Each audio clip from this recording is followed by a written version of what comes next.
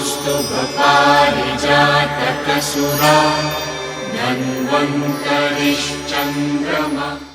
नमस्कार, आप देख रहे हैं हमारी खास पेशकश आयुष्मान भव। आपके साथ मैं हूं घनश्याम उपाध्याय। अपने इस खास कार्यक्रम के जरिए हम आप तक आयुर्वेद पद्धति और प्राकृतिक चिकित्सा के जरिए उपचार के तरीके आपको घर बैठे बताते हैं। आज हम चर्चा करने जा रहे हैं कोरोना के बाद दिल की बीमारी की समस्या और मानसिक तनाव के बारे में। हम आपको बताएंगे कि किस तरह आयुर्वेद के जरिए हम अपने दिल को मजबूत कर सकते हैं और कोरोना के दुष्परिणामों को मात दे सकते हैं। दरअसल कोरोना संक्रमण से उभरे लोगों में नई समस्या उभरने लगी है। इस बीमारी से ठीक होने के बाद भी किसी न किसी दूसरी बीमारी का खतरा बरकरार रहता है। खासतौर से दिल के मरीजों को कोरोना से ठीक होने के बाद भी कई तरह की चुनौतियों का सामना करना पड़ता है। कोरोना के मरीजों में लंबे समय तक हार्ट अटैक, क्लॉटिंग और हार्ट फेलियर का खतरा बरकरार रहता है। डॉक्टर्स का कहना है कि कम से कम 15 से 20% मरीजों में कोरोना वायरस दिल पर भी असर डाल रहा है। चिंता की बात यह भी है कि कोरोना के कुछ मरीजों को पहले से दिल से जुड़ी कोई समस्या नहीं है, लेकिन उन्हें भी हार्ट अटैक का सामना करना पड़ रहा है।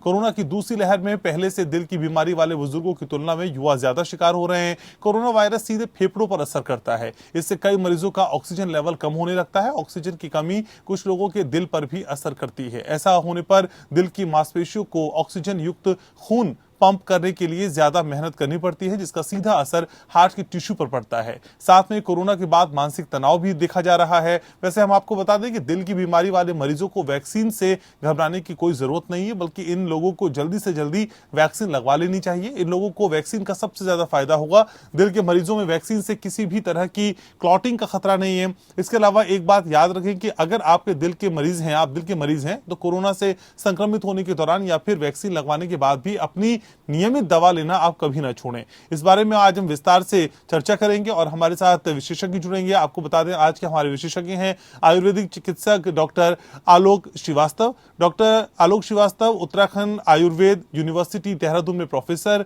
ऑफ मेडिसिन हैं। आपको ये भी बता दें कि आप हृदय रोग के क्षेत्र में 20 साल से ज्यादा का अनुभव रखते हैं। आप हाइपरटेंशन में डॉक्टरेट हैं। डॉक्टर आलोक श्रीवास्तव आयुर्वेद से जुड़े संगोष्ठियों में भी हिस्सा लेते रहे हैं। आपने कई शोध पत्र भी प्रकाशित किए हैं। तो ये तो था डॉक्टर आलोक श्रीवास्तव का संक्षिप्त परिचय। आप भी अगर कोरोना के बाद होने वाली हृदय रोग की समस्या से परेशान है, मानसिक तनाव के बारे में जानना चाहते हैं, तो आप हमें फोन कर सकते हैं। हमारे नंबर्स आपके टीवी स्क्रीन के नीचे फ्लैश हो रहे हैं। समस्या के बारे में आप डॉक्टर से खुलकर बातचीत कर सकते हैं। और हमारा फोन नंबर आपको बता दें एक बार फिर से, जो टीवी स्क्रीन के नीचे फ्लैश हो रहा है। हमारा नंबर है 7065013841 8377009636। आप इन नंबर्स पे जुड़ सकते हैं, अपनी समस्या का निदान कर सकते हैं।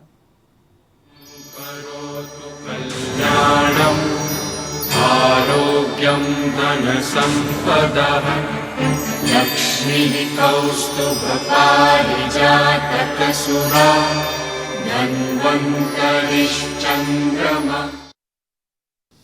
डॉक्टर आलोक श्रीवास्तव चर्चा की शुरुआत कर रहे हैं। उससे पहले आपका बहुत स्वागत हमारे कार्यक्रम में। सर, दिल की बीमारी कोरोना के बाद कैसे इस बीमारी से हम बच सकते हैं और कैसे हम समझें असल में सबसे पहले कि हम दिल की बीमारी से कोरोना के बाद जूझने लगे हैं? डॉक्टर आलोक, आप मेरे साथ हैं? तो डॉक्टर आलोक तक शायद आवाज नहीं जा पा रही है, लेकिन अपने दर्शकों को बता दें आज हम बात कर रहे हैं दिल की बीमारी की। कोरोना के बाद हमने देखा जो लोग ठीक हो जा रहे हैं उनको दिल की बीमारी से कई तरह की दिक्कतें हो रही हैं। हार्ट अटैक बहुत आम हो चला है और कई तरह की जो डिजीज हैं वो लोगों को परेशान कर रही हैं, जिसमें हृदय की बीमारी और साथ ही साथ तनाव की दिक्कत भी प्रमुख तौर पर लोगों में देखने को मिल रही है। और इसी समस्या पर आज हम बात करने की कोशिश करेंगे। कैसे दिल की बीमारी से आप बचें, कैसे आप समझ पाएं कि आखिर आपको कोरोना के बाद किस तरह की दिक्कत होने जा रही है।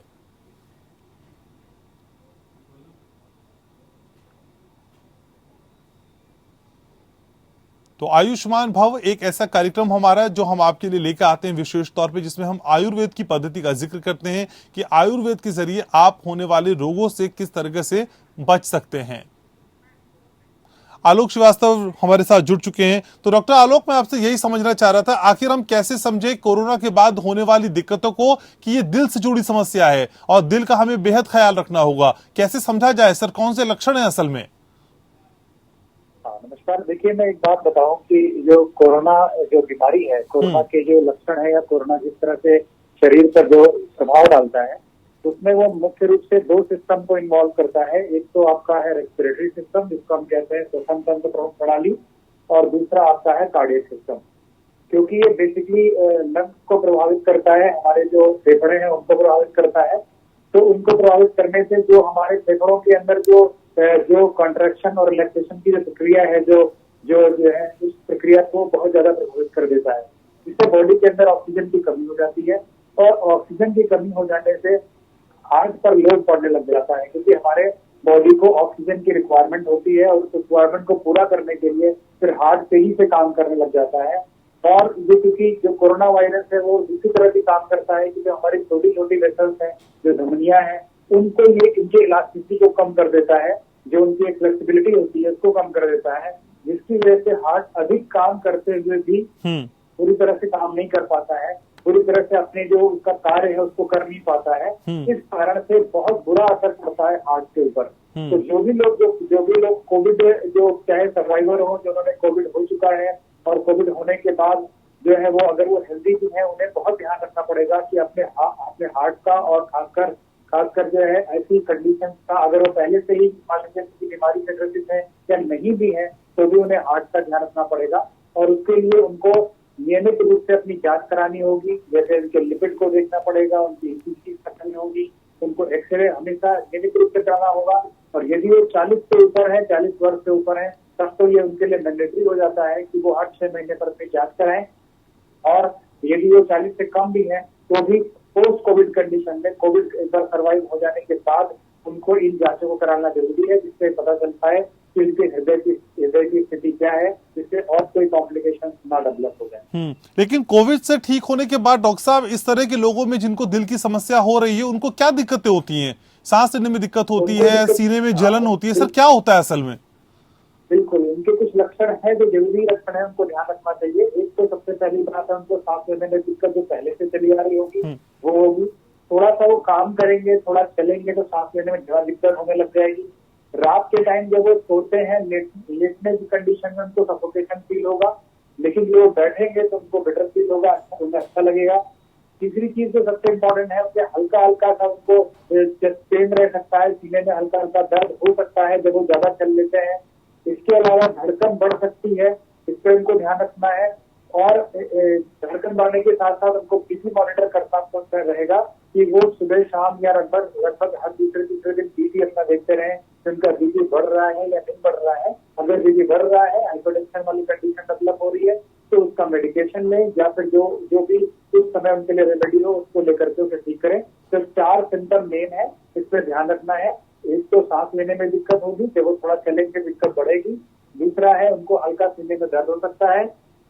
तीसरा, उनको बार बार थकान लग सकती है, थोड़ा भी काम करेंगे तो उनको थकान लग सकती है, इस बात को ध्यान रखना है। और दिल की धड़कन बढ़ जाती है किसी भी काम करने पर, और रात के टाइम लेटते समय ज्यादा दिक्कत होगी, जब वो बैठेंगे तो उन्हें थोड़ा आराम मिलेगा। ये सिम्टम अगर उनके पास है तो इनको समझ लेना चाहिए कि कोविड के कारण से उनके हार्ट पर प्रभाव आ चुका है, उसके हृदय पर प्रभाव आ चुका है।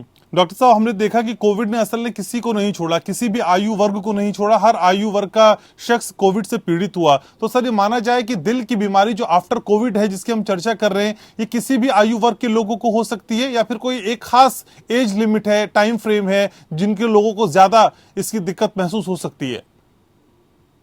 देखिए, ये बिल्कुल ठीक है कि पहले ऐसा माना जाता था, और अभी भी है कि जो लोग 35 या 40 से ऊपर है उनको दिल की बीमारी होने की संभावना होती है। लेकिन कोविड ने एक तरह से इस रूल को तोड़ दिया है। कोविड में कोई भी एज ग्रुप इन्वॉल्व हो सकता है, 18 प्लस जो भी लोग, तो कोई भी इसमें इन्वॉल्व हो सकता है, उसको कार्डियक डिसऑर्डर हो सकता है। बस ये ध्यान रखना है कि उसके साथ कोई कोमॉर्बिड कंडीशन ना हो, कि कोई बहुत, मान लीजिए अगर कोई 25 साल का लड़का है, अगर बहुत मोटा है या उसकी लिपिड प्रोफाइल डिस्टर्ब होती है, तो वो जल्दी इन चीजों से अफेक्टेड होगा। लेकिन अगर कोई फिट है, कोई जो है उसकी बॉडी अच्छी है, उसका वेट भी नॉर्मल है, लिपिड ठीक रहता है, तो वो थोड़ा कम होगा। लेकिन ये जरूर है कि किसी भी आयु वर्ग में हार्ट की प्रॉब्लम हो सकती है पोस्ट कोविड कंडीशन में। इसलिए ये नहीं सोचना है कि कोई 40 से ऊपर है उसी को होगा, 40 से नीचे वाले को भी कोविड की कंडीशन में हार्ट से प्रॉब्लम आ सकती है। उसे पूरी तरह से उसका ध्यान रखना पड़ेगा। साथ डॉक्टर आलोक ये भी मैं समझना चाहूंगा कि असल में आयुर्वेद क्या कहता है। आयुर्वेद में ऐसी कौन सी चीजें हैं, किस तरीके से हम ट्रीटमेंट कर सकते हैं कि कोरोना के बाद असल में हम आयुर्वेद की वो पद्धति अपना लें जिसके बाद दिल जैसी बीमारी हमको हो ही ना। क्या सर ऐसे कोई प्रिकॉशन हम कर सकते हैं? बिल्कुल। देखिए, आयुर्वेद जो है ये होलिस्टिक साइंस है, एक तरह से जो एक कह सकते हो लाइफ साइंस की तरह है। इट्स नॉट केवल ऐसा नहीं है कि केवल एक चिकित्सा हो, ऐसा नहीं है। तो आयुर्वेद में सारी चीजों को समाहित किया गया, जैसे कि इन्होंने दिनचर्या की भी बात कही गई है, ऋतुचर्या की भी बात कही गई है, हमारे डेली रूटीन कैसा हो, हमारे खाना कैसा हो, हमारा नॉर्मल डाइट कैसी हो, हमें कैसे रहना चाहिए, ये सारी चीजें आयुर्वेद में ली गई है। तो आयुर्वेद के ढंग से हम अपने हार्ट का प्रोटेक्शन कर सकते हैं। जैसे हमें सुबह जल्दी उठना चाहिए, सुबह थोड़ा सा वॉकिंग करनी चाहिए, तो जब उठ करके हमें थोड़ा एक हल्का गुनगुना गर्म पानी पीना चाहिए, उसमें चाहे अगर नींबू डाल सके तो बहुत अच्छा है, नींबू का रस डाल करके वॉक करें और थोड़ा सा इतना वॉक करें कि हल्का हल्का पसीना आ जाए आपको, और ज्यादा वॉक नहीं करनी, इतना वॉक करना है कि हल्का हल्का पसीना माथे पर आ जाए, इतनी वॉक करनी है। उसके बाद आपका जो ये गर्म पानी से और जो आपके ब्रेकफास्ट जो आप खा रहे हो इसके बीच में कम से कम 1.5 घंटे का डिफरेंस हो, और उसके बाद आप जो है स्नान इत्यादि करने के बाद आप जो ब्रेकफास्ट लेते हो, ब्रेकफास्ट आपका हल्का होना चाहिए, भले मात्रा उसकी ज्यादा हो, लेकिन जो भी चीजें ले वो हल्की हो, ऐसी ना हो जो पचने में मुश्किल करे, क्योंकि जो चीजें पचने में मुश्किल होती है वो चीज हार्ट से ज्यादा बुरा असर डालती है। तो इस बात का ध्यान रखना पड़ेगा। आप अगर किसी ऐसी जगह काम करते हैं जो मल्टीनेशनल कंपनी, जहाँ आपको बैठे रहना होता है, तो हैबिट वहां पर क्या है, टाइम के हिसाब से है कि 2 बजे का लंच टाइम है तो हमें 2 बजे ही खाना है। इसको थोड़ा सा सही करना है। जब आपको भूख लगती है तो आपको थोड़ा सा लंच का यूज करना है, और ऐसी चीजें यूज करनी है जैसे फ्रूट ज्यादा लेने हैं, फ्रूट जूस ज्यादा लेने हैं, इस बात का ध्यान रखना है। बादाम का यूज करना है आपको। इन चीजों को आप अपनी डेली रूटीन में लाएंगे और तब आप जो है ज्यादा बेटर तरीके से इसको सर्वाइव कर पाएंगे। क्योंकि हार्ट पे ये एक बात समझ लेनी जरूरी है कि जितना भी ज्यादा भारी भोजन आप करोगे उतना ही भारी पड़ेगा आपके हार्ट पर। इस बात को अच्छी तरह जान लेना है। ये तेल मिर्च मसाले की चीजें कम से कम यूज करें, ज्यादा ज्यादा हम फ्रेश चीजें यूज करें। जो चीजें फ्रेश मिलती है, आप फ्रेश दूध यूज कर सकते हो, आप फ्रेश फ्रूट यूज कर सकते हैं, आप फ्रेश बनाई हुई चीजें जो हम घर में यूज करते हैं, नॉर्मल चीजें हैं उसको यूज कर सकते हैं। ये ध्यान रखना है। जो स्पाइसी चीजें है उससे थोड़ा दूर रहना है, और जो चीजें गरिष्ठ होती हैं जो पचने में थोड़ी मुश्किल करती है, जैसे राजमा है, जैसे उड़द की दाल है ना, इन चीजों को थोड़ा सा कम करें। ज्यादा एकदम छोड़ना नहीं है, बस थोड़ा सा कम रखना है।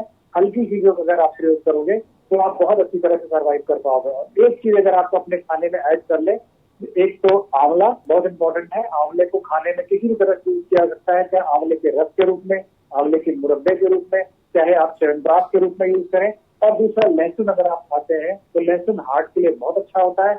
रात के टाइम या दिन के टाइम जब आप सुबह से उठते हैं आप चना ले सकते हैं, चने दूध के साथ लहसुन ले सकते हैं, या रात के टाइम सोते समय भी आप लहसुन को दूध में पका कर ले सकते हैं। वो आपके हार्ट के लिए बहुत अच्छा होता है। ये कोई भी आयु वर्ग का आदमी ले सकता है, कोई भी लोग ले सकते हैं, और वो हमेशा के लिए हार्ट जो है प्रोटेक्टेड रहता है।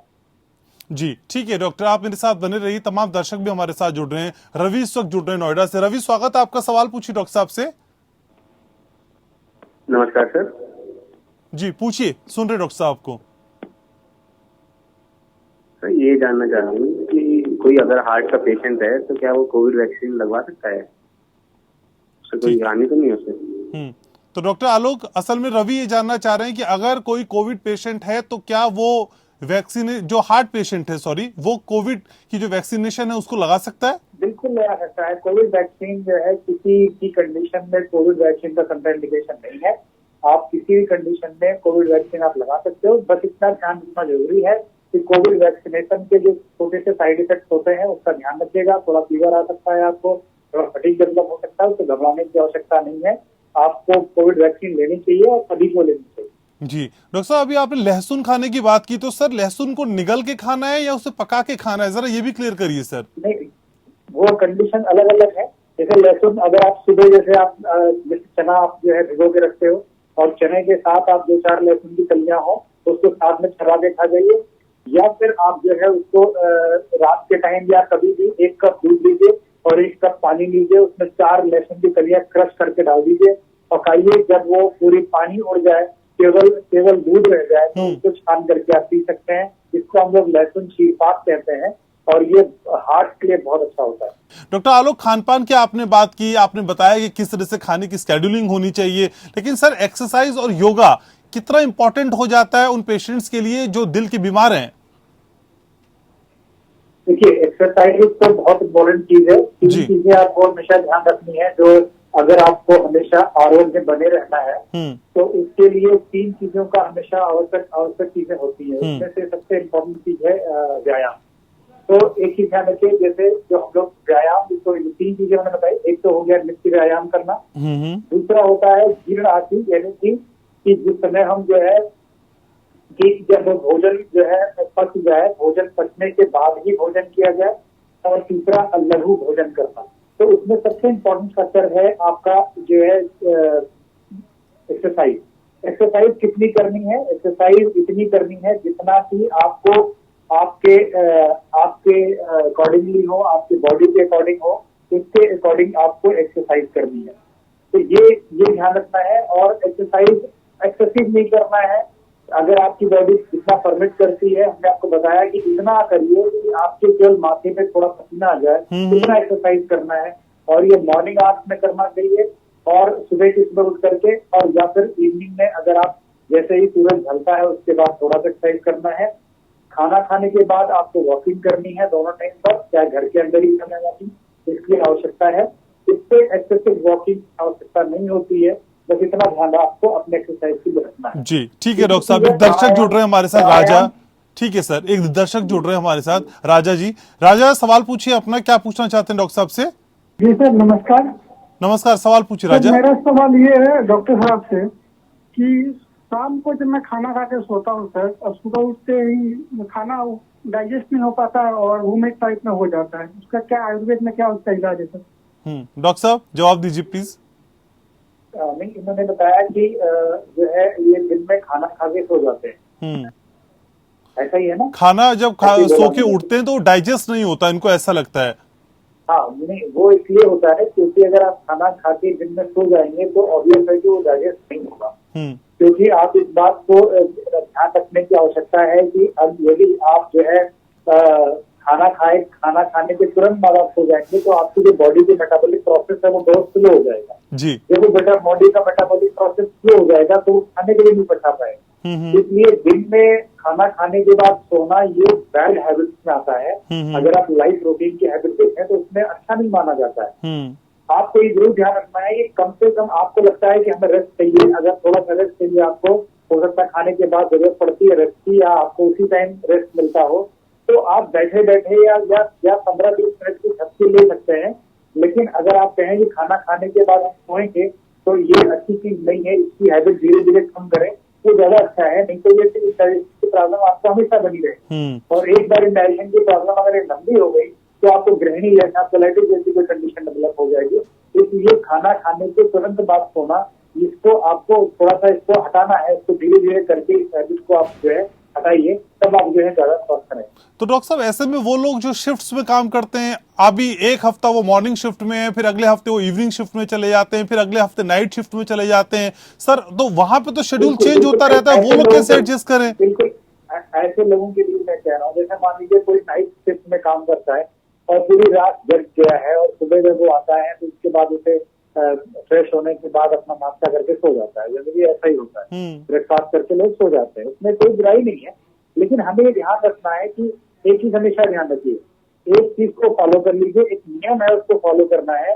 जितनी देर आप रात में जगे हो उसका आधा अगर आप दिन में सोते हो तो आपकी बॉडी पर हार्मफुल इफेक्ट नहीं आएगा।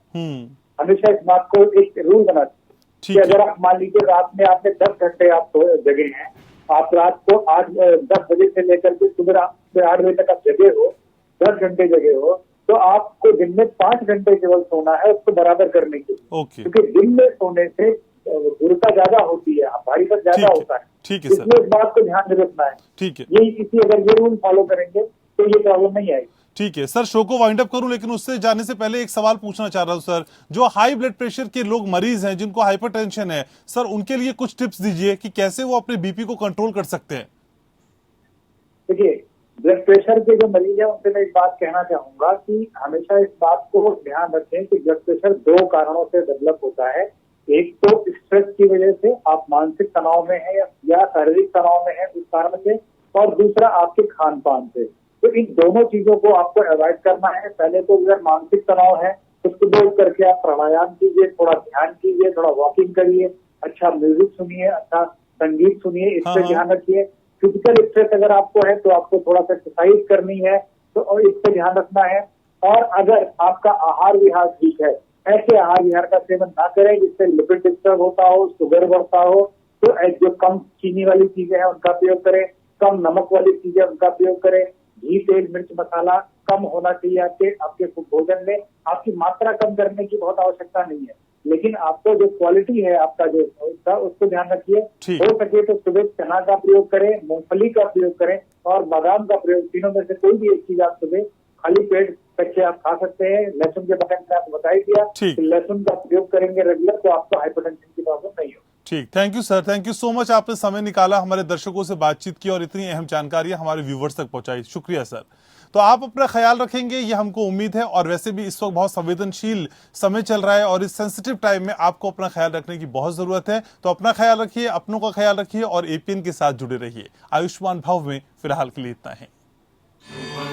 करोतु कल्याणम् आरोग्यं धनसम्पदः लक्ष्मीः कौस्तुभपारिजातकसुरा धन्वन्तरिश्चन्द्रमा।